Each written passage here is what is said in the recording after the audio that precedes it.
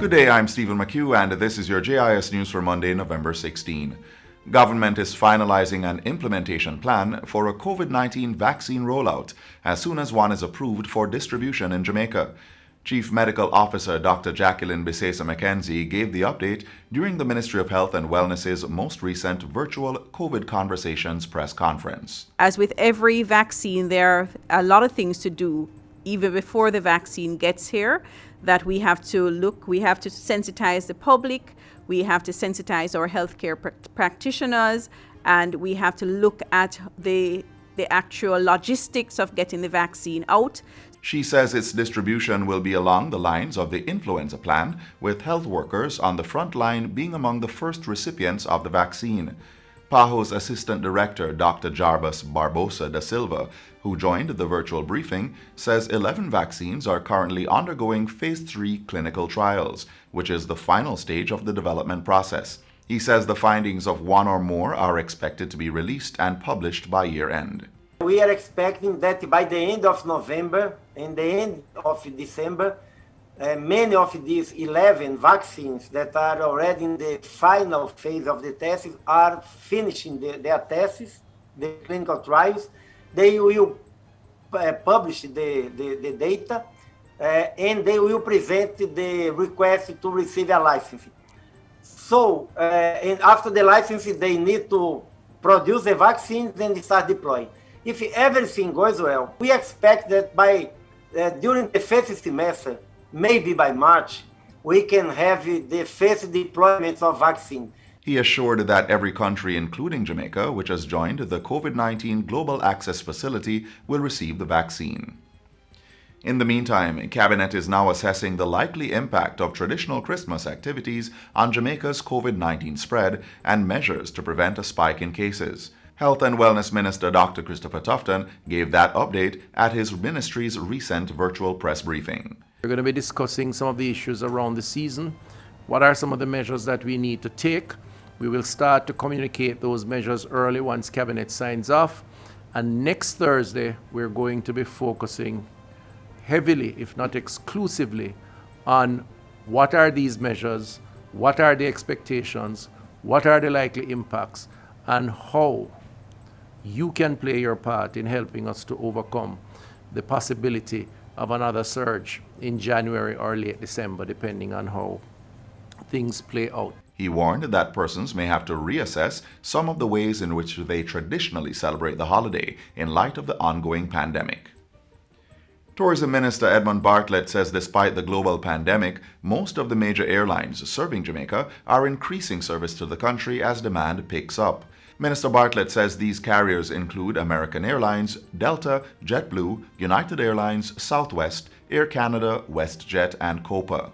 British Airways has also started twice-weekly service to Montego Bay from London Gatwick, adding to its regular London Gatwick to Kingston service.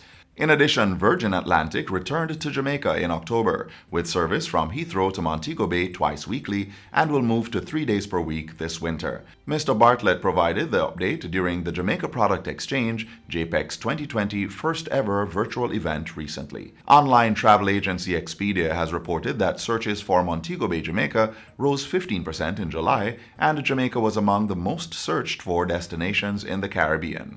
Government is again assuring residents living in communities surrounding National Heroes Park in Kingston that they will not be dislocated to facilitate construction of the new Houses of Parliament building. Minister of Local Government and Rural Development Desmond McKenzie gave the assurance during a virtual public consultation on the Environmental Impact Assessment EIA of the project. It was hosted last Thursday by the Urban Development Corporation UDC and Environmental Solutions Limited. The residents in the communities surrounding Era Circle should have no fear.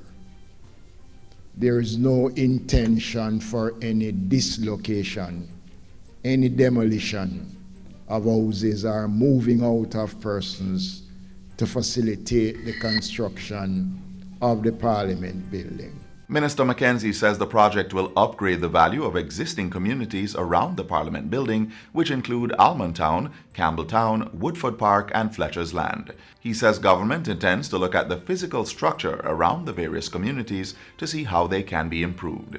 Meanwhile, UDC's General Manager Heather Pinnock says approval of the environmental impact assessment is expected to be completed over the next 2 months, after which tender will be issued for construction of the new Parliament building.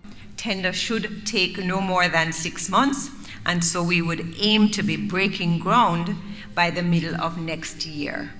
The matrimonial and probate divisions of the island's courts are now up to date with the processing of recently filed matters. Chief Justice Brian Sykes says only matters filed within the last 3 to 4 weeks are being processed at this time. Well, I'm happy to tell you that in respect of 3 divisions of the courts, that is the matrimonial and probate, well, the matrimonial division, the probate division, they are current as far as estate matters and divorce petitions are concerned.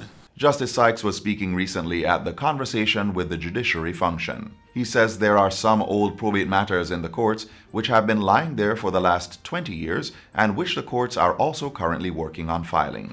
Probate matters refer to a legal process in which a will is reviewed to determine whether it is valid, or to the general administering of a deceased individual's will or the estate of a deceased person without a will.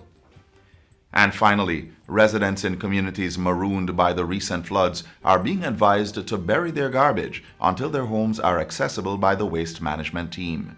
Executive Director of the National Solid Waste Management Authority, Audley Gordon, says several communities in rural St. Andrew and eastern parishes remain locked away, proving a challenge for the sanitation trucks and workers to reach those areas. He says about 60% of generated waste is organic, such as kitchen scraps, and therefore residents can bury these by digging a hole in their backyards.